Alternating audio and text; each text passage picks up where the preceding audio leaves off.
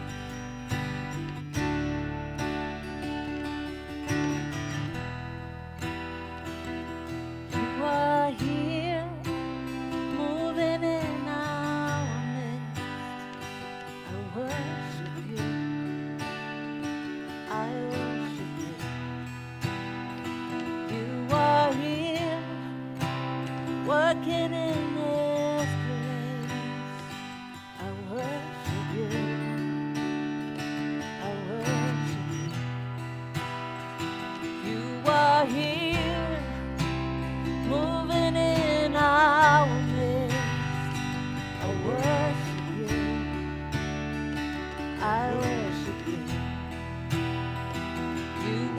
here, working in this place.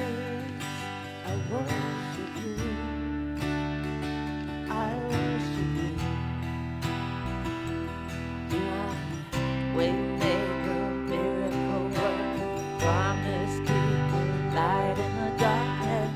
My God, that is who you are. You are waymaker, miracle worker, promise keeper, light in the darkness.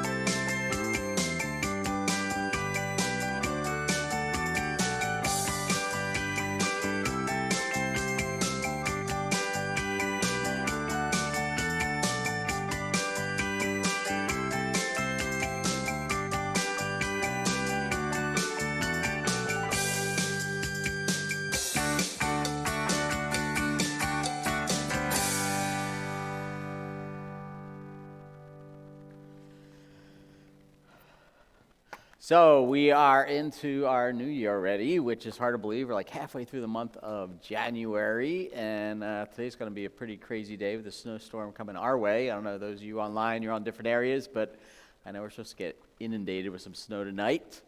And right now it's very cold, but it's warm in here, which is nice. So hopefully if you are in the area, you could come out and join us here in person next week. That'd be awesome.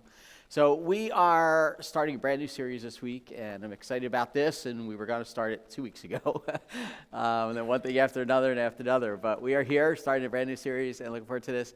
And if you're online with us, there is easy ways to see what's going on. You can, we ask you to fill out the connection card, and that's a connection tab that you see up there. If you're in person, we have a connection card that are on the back table back there. So if you would love to fill it out, we'd love to get your prayer request. If you're newer, love to get your name, just to let us know that you were here. And online, you also have a giving tab. And so if you'd like to give towards this ministry, that's an easy way online. In person, there are envelopes on the back table, and there's a box in the back. But we really appreciate your gifts, we really do. And they make things happen, especially pay for the heat right now, because that's really cranky out here. So thank you so much for giving to this ministry, and it is neat to see lives being changed. It's neat to see people online. It's so neat that we're a bigger church just because we have people online with us, and so thank you those who connect with us there. And it's neat to chat with you. So earlier I was chatting with some of you online, so how cool is that? So it's amazing how God continues to change the church and our ability to connect and reach out to people, and that's what church is about. We're here to reach and to share the gospel with other people so that they can find Jesus Christ and find hope. And the gospel thing, and here's the thing with the gospel is not a one-time action.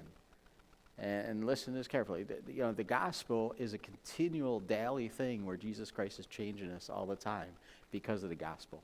And so that is just so neat that God continually wants us to draw us to him and understand the gospel more and more each day. So let's pray together. Father, thank you so much for being able to be together. And it's been a while since we've been in person together, so we're just grateful for that. Thank you for those who are here and are part of our service. Thanks for the team, whether they're singing or playing or in our tech area, or they make things happen to prepare us for Sunday mornings. Just so grateful for the many hands that it takes to make things happen. So Lord, may you just work in our hearts and our minds today as we break into a brand new series, and we look forward to what you're going to do. So we commit this time to you through Jesus Christ. Amen.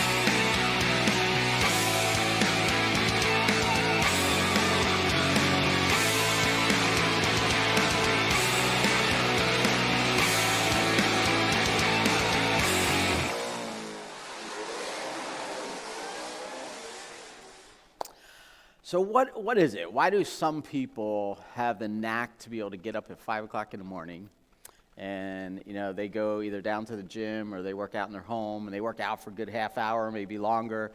Then they have a really healthy breakfast. They sit down, they read for a while, maybe they pray for a while. And, by like 7 o'clock, they're like well into their day. And others of us are still in bed at 7:30 and the alarm hasn't even gone off for the first time, right? Why is that? Why do some manage to, and you've heard stories, or maybe you have friends, or maybe you did this, but they have the ability to, they started their own business, and not only that, they were able to purchase a house and they remodeled their house. In the meantime, they're coaching their kids' little league basketball or baseball or something like that, and then they're learning French on their way to work every day. Like, why do people do that? Like, how do some have such a drive to do that, while others are still trying to figure out what to eat for breakfast in the morning? What makes it so different? Why is that? Why do others have such a drive and others figure out all the excuses why they can't or why they shouldn't? Some are driven just to succeed, aren't they?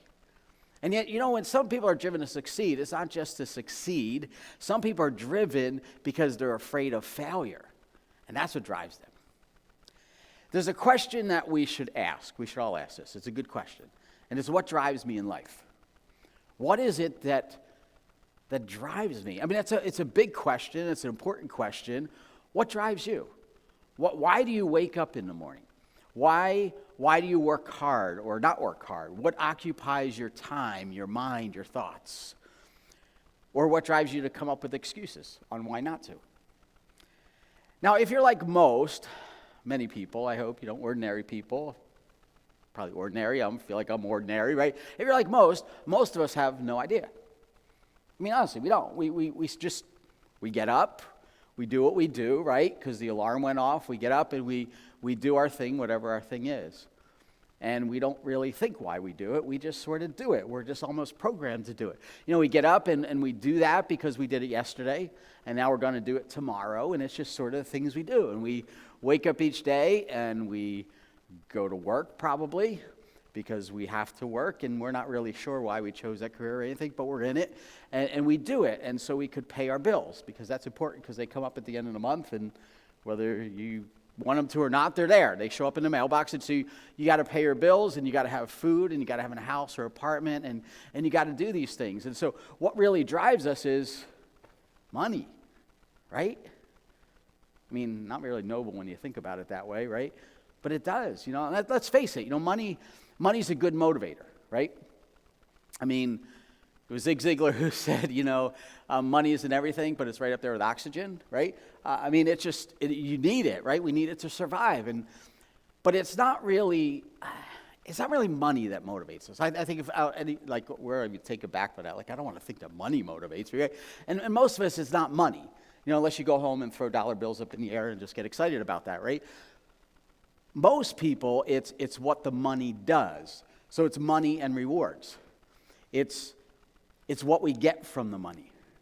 It's not the bills we have to pay, but it's the rewards we get from the money we earn. So we can live in the house we have, or the apartment we have. So we could, say, wow, I have this. Why? Because I worked hard and I could pay this bill and now I can live here. Otherwise I'd be out on the street, right? And so it's what we get from the money we have. So we can drive the cars we drive and we can take the trips we can do. And so it's the rewards that the money brings. What I want to share is that's one drive, that's just one drive, money and rewards. And what I want to share is I want to share some other drives, some things that underlie why people do what we do. And as I share them, what I want you to do is I want you to think about what it is that drives you. Maybe something that clicks, like, oh, yeah, that's me. That's how I'm wired, right? Another motivation is security, right? Security. Now, security can be tied to money because for some, it's if I have enough, whatever enough is, of the money, then I feel secure. And some of us we have that number in our heads that if I have this amount in the bank, then I feel secure. Or if I have this much in my retirement, then I'll feel secure. And sometimes when we get to that amount, then it's like, I'm not that secure, so I got to increase that amount, right? So for some, it's tied to money, but it doesn't have to be. It's the idea I want to be prepared. I want to have it just in case. It's a whole sense of I just need this for it's what drives me. I got to be secure. I got to feel like I have a place that's my own or something like that. Another motivation, another driving force is recognition. Some people like to be recognized. Now, it's not necessarily so they can, sometimes it's so they prove that they could do something. I want others to know, yeah, I could do this, right? So that's what motivates them. Sometimes it's because you want to prove you're right. Somewhere along the line, somebody said to you, you could never do that. And you're like, yeah, I can. I could go to college, or I could get a job, or I could start my own business, or, maybe there's even your mom and dad said, oh, you can't do that, And who knows? But somebody put a negative thought in your mind, and so all these years you're like, no, I'm going to prove them wrong. And so sometimes we do it just to prove somebody else wrong. Maybe we got fired from a company or laid off of a job, and they said, you're just not fit for this, right? And so that becomes our motivator. I can do this. I can make it, right? Another drive is control. Some people like to be in control, and maybe it's control of your schedule. Maybe it's control of your time. And if you've ever talked to somebody, if you're in a type of job or career where you have to report to work every day, and it's a 9-to-5 kind of job, and you know somebody who's in maybe they're independent business owner or something like that, they have a very different schedule. Some people like that. Some people like I like just clocking in and clocking out and I'm done, But some of us just like that control. We want to be in control. We don't want to have to depend on anybody. We want this sense of independence. Some are driven by, I want to do the best. I want to do the best. So I will do the best at whatever I can. I want to be the best, right? And so I want to be the best at this occupation, or I want to be the best at playing an instrument, or I want to be the best at whatever it is, management, leadership. I just want to be the best there is. And so you work really hard. You're really driven to be the best you possibly can be. Now, some have an ideal motive like that. Others are driven, I just can't be number two. Like, it's not like I have to be the best. I just don't want to lose, right? And so that's an underlying motivation. So there's a lot of motivations, right? Some are driven by power. And power is a tricky one, It's the idea of being in control, but it's more than that. It's you want to have power, sometimes over a situation, sometimes over other people. We see this with our, celebrities, right? The sense of there's that sense of fame and power that comes where the media is drawn to them and they gravitate towards that. They love that. You can see it in our politicians, not all of them, but you see that a lot where there's a sense of power and they like the power and they try to take power, Some are driven by the opposite. They like to help people. They really get a lot out of helping people. Now, sometimes this could be another underlying drive where you want to be needed or you want to be liked, and so that's why you're helping other people. But some people really just want to see other people's lives changed. Now, some have a drive that's hard to put your finger on it. It's something underneath. It's something that it runs deep inside of them, and it's a passion. And they wake up with it. I mean, they go to sleep with it. And if you're around a person with passion, it's contagious, and yet you can't catch it. It's like you're drawn to them because they're just so passionate about it. And you want to be it, and it's like, man, how do you get that? And you don't know how to get it because it's hard to really put your finger on it. But they truly love what they do. They wake up in the morning because they know this is what I was made for. This is why God made me. And this is why I live life. And it's just a passion, right? So there's a whole bunch of things. But here, what I want you to do for the next little while, look at these 8. These are just eight drives, 8 motivations, And these are the top ones that are out there. There's probably a lot of others. But as you're looking at them, what I want you to do is, what is it that drives you? Now, it's not easy, is it? Because sometimes we don't want to see that side of us, right?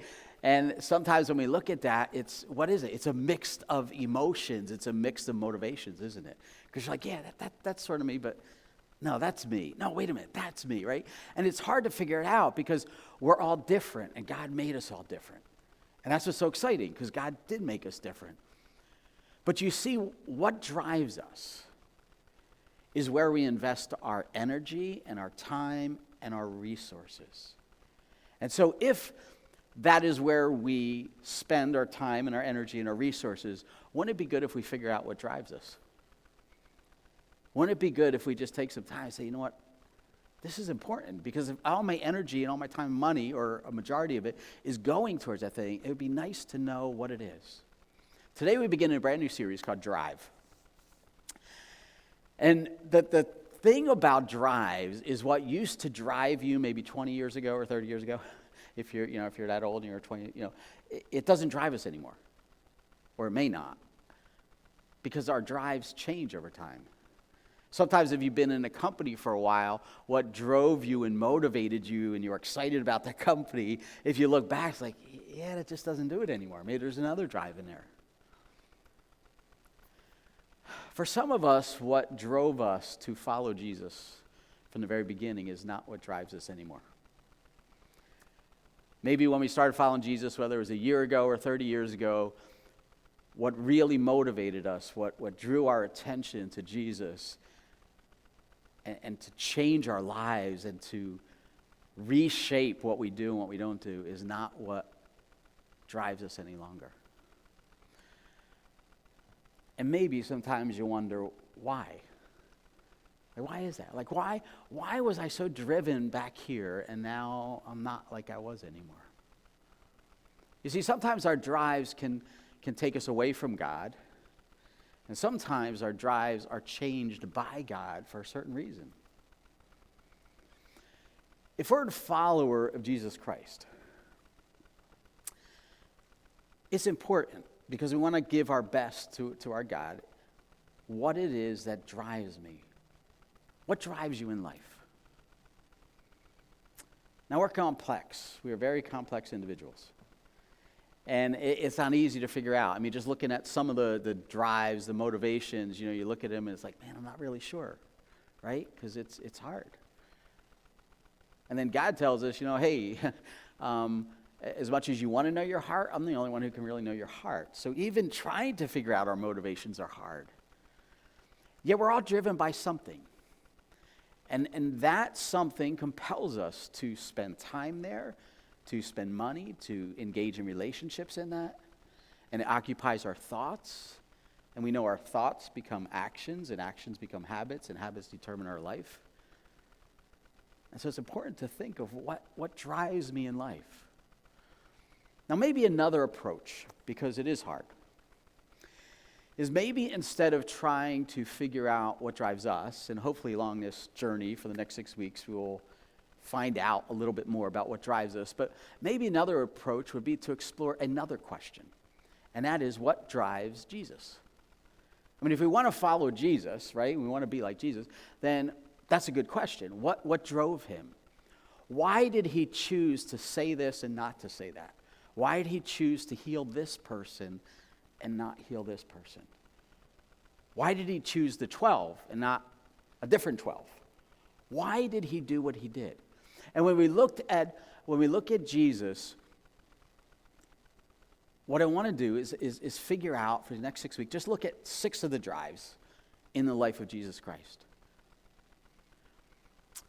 Now, I don't know about you, but when I read the Gospels, okay, and I like to spend time in the Gospels because I'm just fascinated by the stories all the time. And I'm fascinated by how much we miss all the time. It boggles my mind. It's like I've read this story like 100 times. How did I miss that, And so it's neat to look at the lives and the events around Jesus. But what surprises me, and I don't know if it does this to you when you read the Gospels, and if you don't read the Gospels, you should, because it's great events. But what surprises me is the stuff that I don't expect Jesus to do that he does, or the stuff he says that I didn't expect him to say. I mean, like the one time where this guy, Jesus he's gathering disciples. People are following him, and they're coming, they're giving up work day, and they're coming to follow him, and they want to listen to his teachings. And as people are coming, he's trying to gather those who are more serious along the way.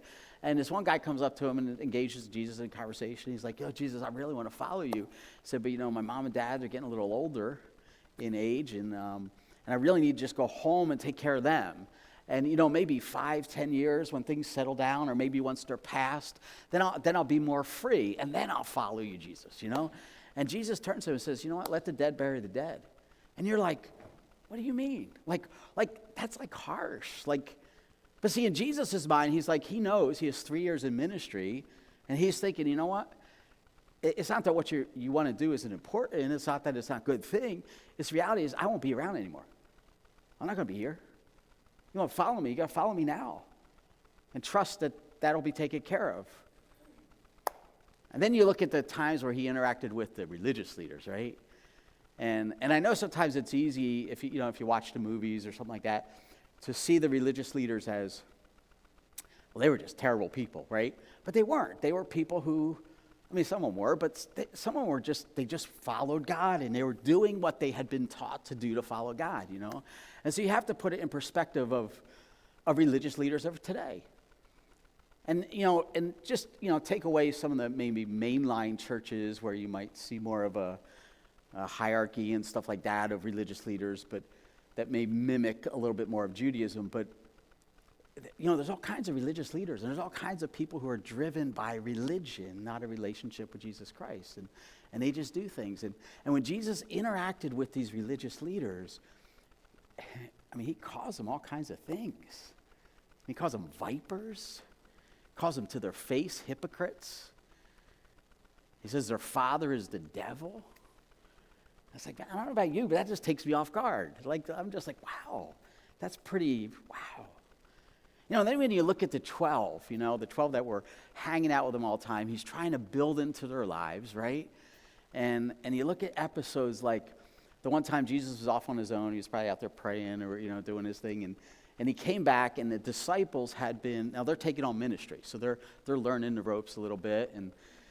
And they come back to town, and here they are, and they're trying to cast out this demon because somebody is possessed by a demonic spirit, and they can't do it, And Jesus comes back, and his comment is to his disciples? He's like, yeah, how much longer are we going to put up with you guys? And I'm like, whoa, like, wow. They're trying their best, And we're just like taken back. But even in those things, and what Jesus did and didn't do, and what he said and didn't say, he did because of what drove him. And what I want to do today is we're going to look at 3 passages of Scripture. And we're going to look at them just briefly. But we're going to look at 3 events in the life of Jesus where he interacted, and you see this drive. At least I do, and I hope you will, along as we look at these things, And the first one is a story of a woman that Jesus interacts with. And Jesus is on his way. He's hanging out with the 12, and it may not have been all 12 yet, but because it's early in his ministry. And he's on his way they're going up to Galilee again, and he goes with his disciples through this area of land called Samaria. And you see the Jews, that's just weird for the disciples that are following him, because the Jews would literally avoid going through Samaria. They don't want to interact with Samaritans. Samaritans were, if you don't know, they were half-breeds. They were half Jewish and half whatever else, because they weren't. And so the Jews looked at them as being unfaithful to God. And the Samaritans look, this is just what happened, and we're just part of life, but we want to worship God just like you do. And so there's a lot of tension between the Jews and Samaritans. So they just avoided each other. They hated each other. Right? And so Jesus chooses to go straight through Samaria. And as he does that, he then sets up the whole scene by sending his disciples into town to go get some food. And why he's doing that, because he's God and he knows what happens, and he sets up this scene where it literally comes in connection with this woman.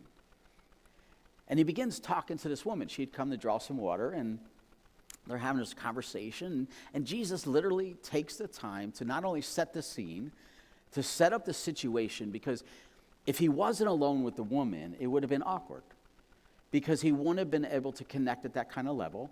It would have been weird because his disciples, who don't like Samaritans, would have been putting off that vibe all the time. So Jesus got rid of that distraction. And he engages this woman in conversation. They start talking about her life a little bit, and he starts sharing stuff about her life that she's taken back with. Like, how did you know that, right? And so she realizes that there's something special about this guy. And then they start getting into some theological conversation, which is pretty cool. And because it makes you realize that, look, everyday people think about God. And they're ready to engage in conversation. Jesus knew this about this woman, right? So he engages her in this theological conversation. And then she says this. And she says, the woman said, I know that the Messiah, the one called the Christ, is coming, and when he comes, he will explain everything to us. And it's like, I'm not really sure who you are. You obviously have this thing with God because you know a lot about me, but there's one who's coming, and I can't wait for him, because I know that he will know me, and I know that he's just going to accept me. And here you have this woman who's unaccepted by the Jewish people. And she's also unaccepted by her culture because she has a colorful background, okay? And if you don't know the story, you can read it in John chapter 4. But here she is interacting with this man, and she has this sense, and her knowledge of who the Messiah is, and her understanding and hope of who the Messiah is when he comes, he's going to know me. He's going to understand me. He's going to understand my whole life situation, and he's not going to excuse it, but he's going to hear my side of the story, kind of thing. And you get this sense of what an ideal sense that she has of this Messiah. Now, Jesus over here in this conversation, and it must have been so cool, because this is one of those like reveal moments where Jesus knows who she's talking to. She has no clue, right? And it's like almost like watching, if you ever watch like in a Hallmark movie where like she's really a princess or he's really a prince, and they haven't revealed that yet, or they don't know, and all of a sudden they're ready to reveal it. It's almost like when Darth Vader told Luke he was his father. It was like that at all, because that was a bad thing. But it was like, but you understand, it's the reveal. It's that moment in time where all of a sudden he's ready to say it, and he must have been grinning from ear to ear. And then this is what Jesus says. He says to her, he declared to her, he said, I, the one speaking to you, am he. And here she is talking about this Messiah and how great he is, and he's over here just like, yeah, that's me. The one you've been having this conversation with, that's me. I've been speaking to you. Why did Jesus do this? Why did Jesus, out of thousands and thousands of people that he could have interacted with on a one-to-one basis, all alone, why did he pick this woman? Why did he set up the situation so that they could converse like this? Why did he do that? Because there's this one thing under him that drives him. Next story. These next two are after the resurrection. And so I just want to give you, so we're jumping way ahead, okay? So that was early John in Gospel of John. These next two are after the resurrection. And the first one is with a person who gets a really bad reputation. And if you're not that familiar with the Gospels, if you're not even that familiar with Jesus, you know the story of doubting Thomas, don't you? I mean, you just know. And who knew that like 2,000 years later, we'd be selling cars and selling Frosted Flakes based on a character, doubting Thomas, right? But we do. And here they are. It's the morning. First of all, it's the morning of the resurrection. Okay, let's start there. And Mary goes down to the tomb, and she's all excited excited in the sense of she's going to finish what should have been done the night before, but they were rushed and all that kind of stuff with the Passover. And so she's going out to finish basically embalming the body of Jesus. And she goes there and she doesn't see Jesus, like the body's gone, right? So she runs back, tells the disciples. And now Peter and John, who hear the news, they don't believe her.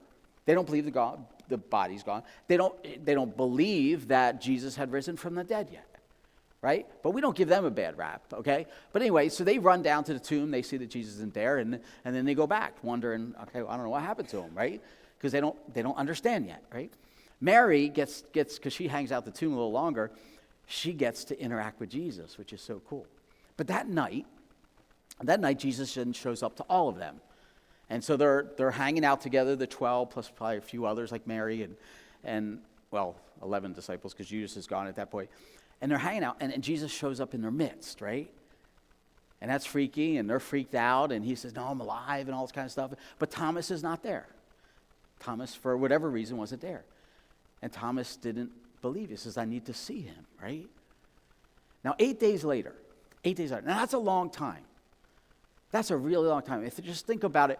So, here Thomas he wasn't there at the event. He comes later, and he's like, I missed it? Like I missed him? And they're like, yeah, he's alive.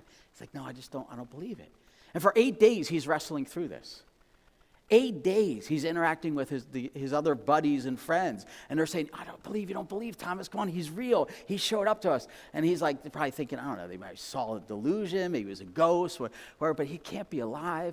So 8 days he's wrestling through this. And then Jesus shows up, and this is what he says. He says, peace be with you.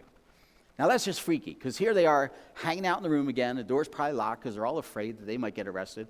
And Jesus just shows up, which reminds us that Jesus sees everything. He hears everything, okay? He's just there all the time, okay? He's everywhere. And he shows up in their midst, and he says, peace be with you. And then John records, this is the interesting thing. John records no other words in that event except directly to Thomas.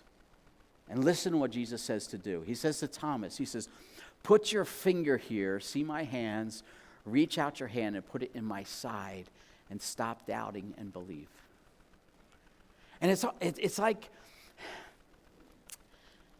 Thomas, it's okay. I I know it's hard. Like this has never happened before, right? I know it's hard. But here's my scars, okay? Just touch them, just feel them, right? There's no scolding. Of course, he didn't scold Peter and John for not believing either, right? But he just says, just touch me. Just touch me. And you almost get the impression, and I don't know if you have a vivid memory or a vivid imagination when you read scriptures, but you try to see the event, and I almost see Thomas right in front of him, and he's probably apprehensive to get close. And it's almost like you could see Jesus taking Thomas's hand, and he's like, here, touch him. Here, look at this scar. And for guys, that's a cool thing, right? The scars, right? And it's like, here, just touch me. And you wonder if when John, because John writes 3 letters. He writes his gospel, he writes Revelation, then he writes 3 letters. And I wonder in his first letter that he writes, he talks about the Messiah as we have seen him, we have touched him. And I wonder if that's what he's thinking. Where Thomas literally touched the side of Jesus and believed, right? Why does he do that? Why is this so important to Jesus to present himself, not just to the 12, but to focus in and zoom in on Thomas?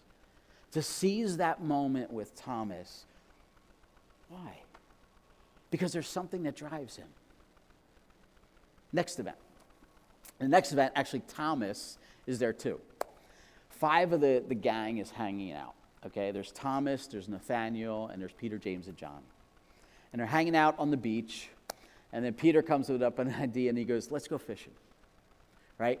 And it is one of those things where they're in the moment of life, because Jesus is not dead anymore. He's risen. They know he's risen, but they're not sure what to do yet, because the Holy Spirit had not come. They're not empowered. And it's in a moment in life, and maybe you've been there, I don't know if you've ever been there, where life is just at a standstill. Like you honestly don't know what to do.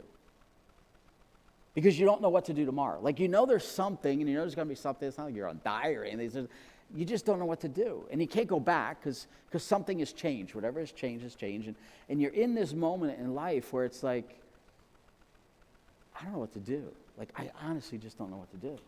And this is where they were. They were like hanging out. Like, what do we do? Right? And so Peter's like, let's go fishing. Let's go fishing. And so they go out and they go fishing, and they're hanging out. And now Peter, remember where Peter is in his frame of mind, okay?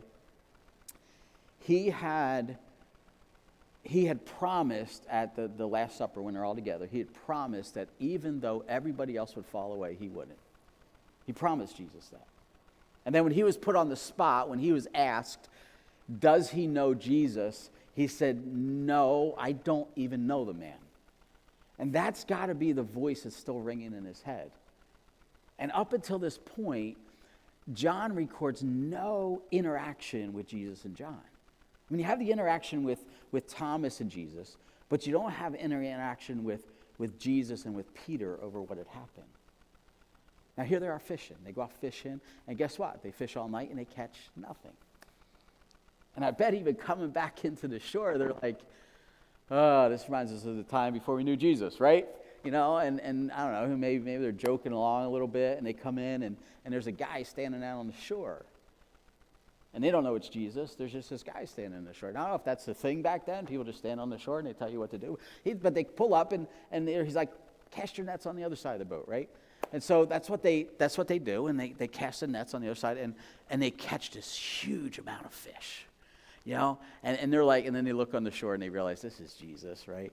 And so they pull in all these fish, and Jesus is hanging out. They have a cookout, they have breakfast together, and they're hanging, and then Jesus says to Peter, and it's not recorded, but because of what happens, he basically says to Peter, says, let's go take a walk.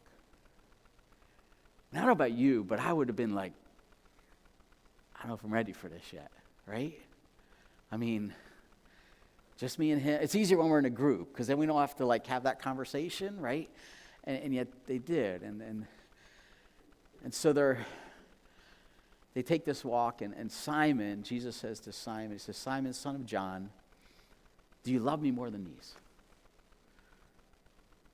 That's a big question.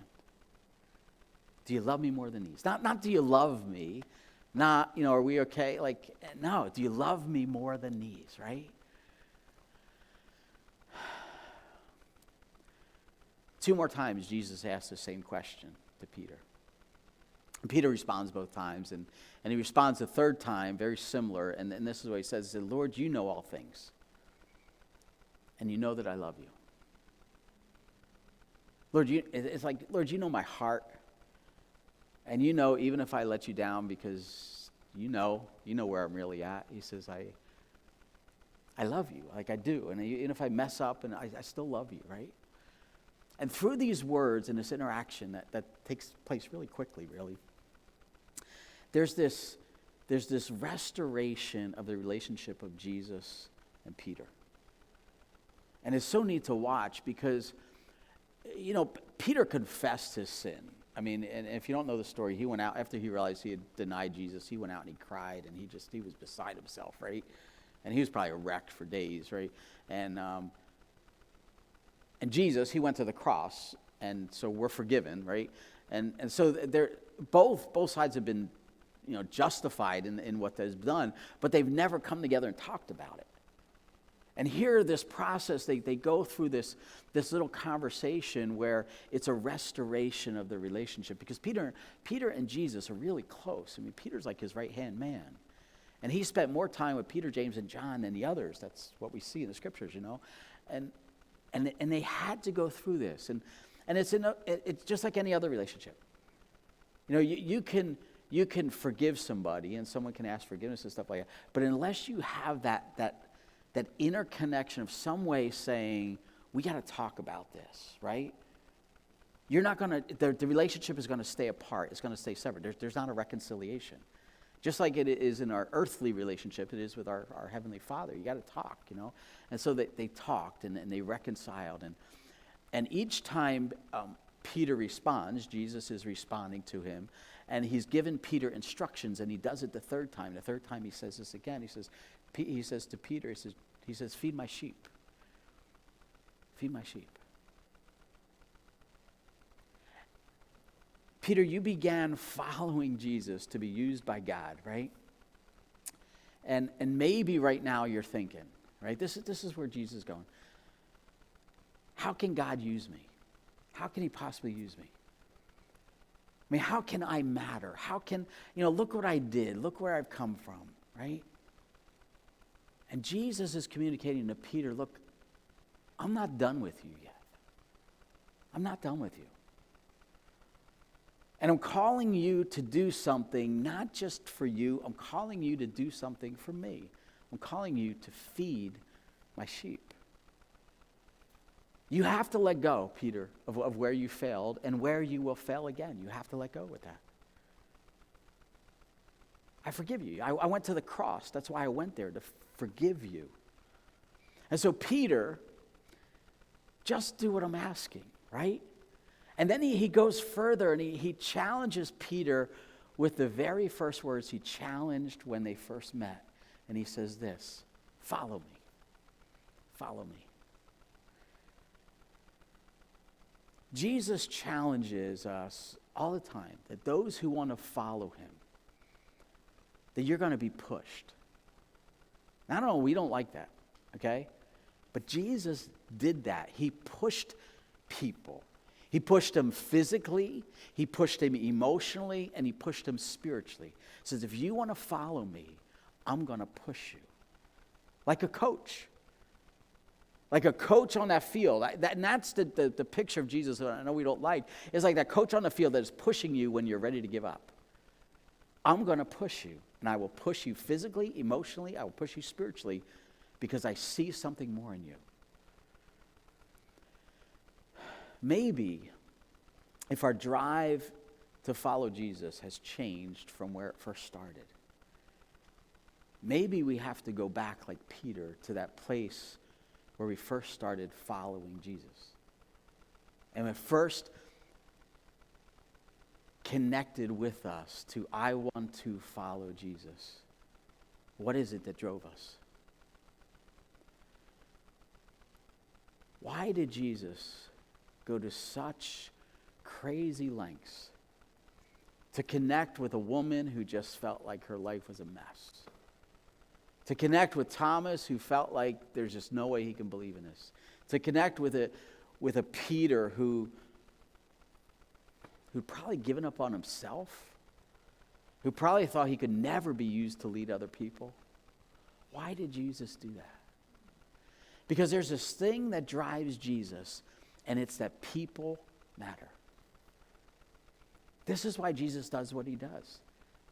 This is what underlies everything he does, that people matter.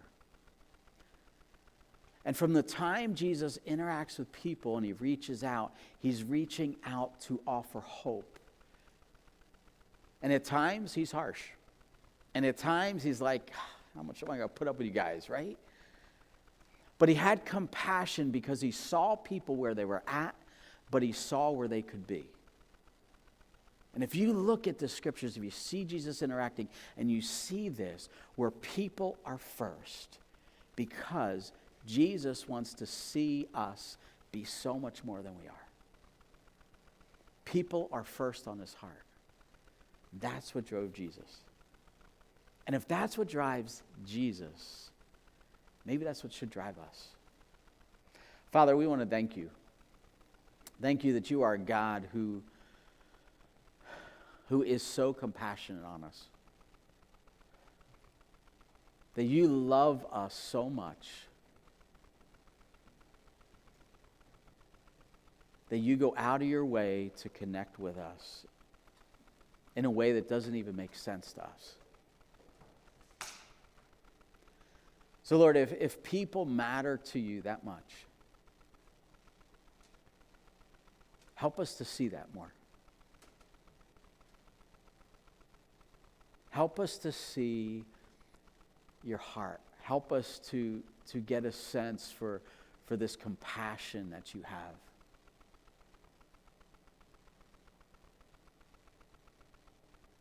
And Lord, help us to put people in that same place. And Lord, it's hard. It's hard to get out of our comfort zone. It's hard to break free from some of our doubts and our insecurities.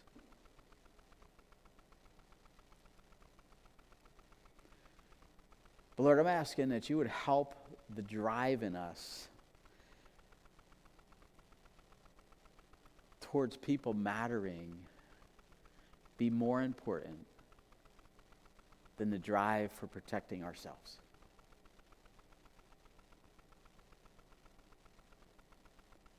That we would look for opportunities.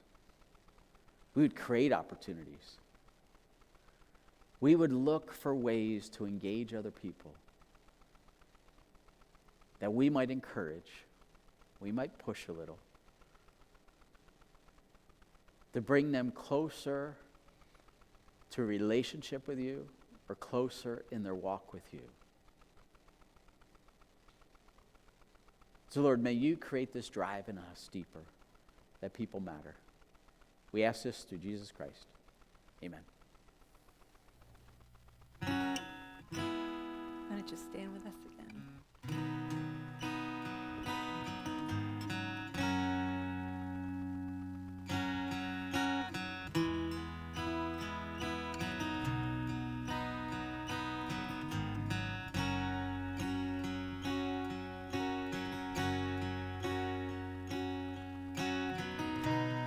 Here I lay my burdens down,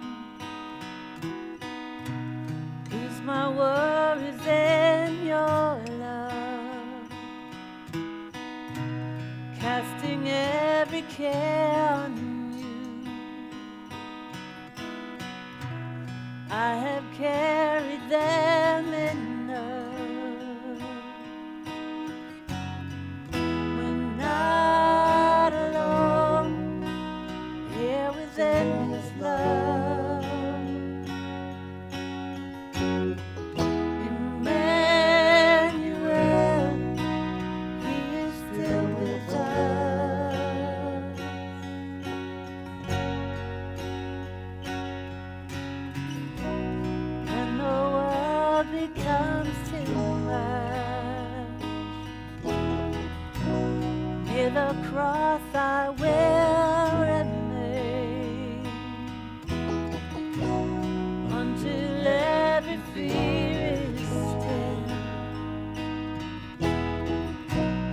at the mention of your name. We're not alone here within His love. Emmanuel, He is still with us. We're not alone here within His love. Emmanuel, He is still with us.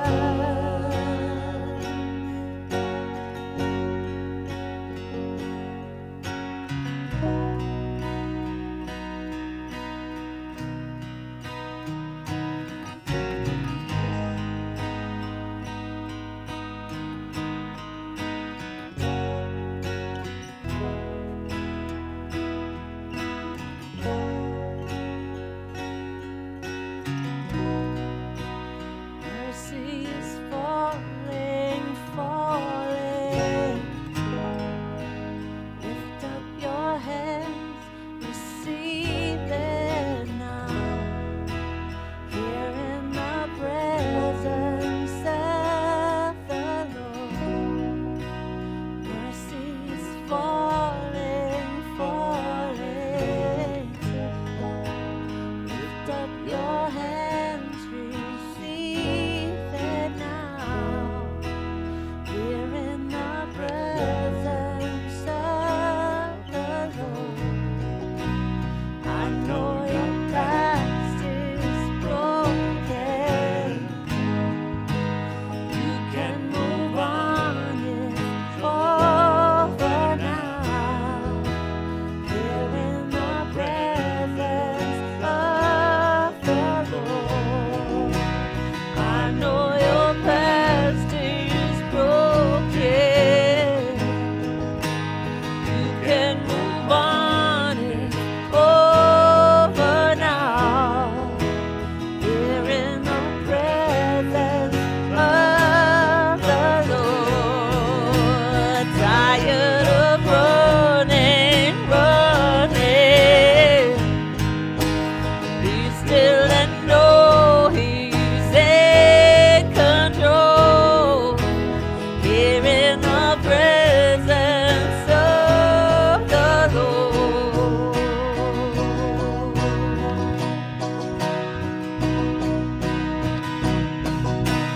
Pour out your heart before Him. Open His arms, He'll hold you now. Here in the presence of the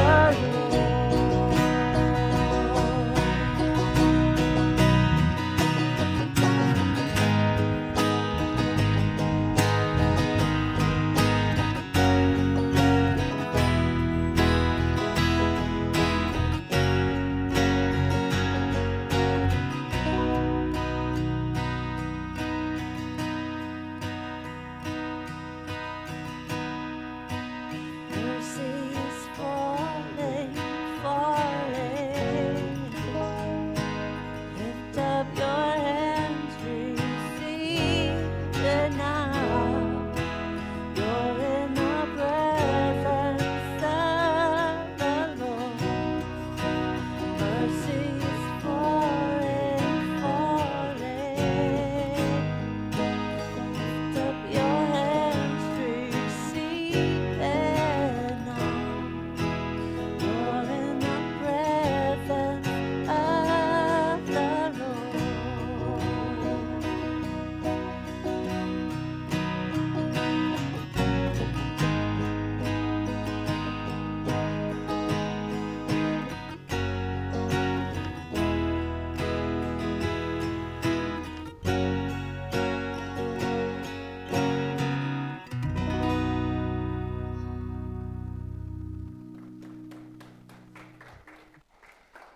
Well, thanks for joining us this morning. It was great to be together again. And next week, we continue our series called Drive. Bring a friend, and we'll see you then. you.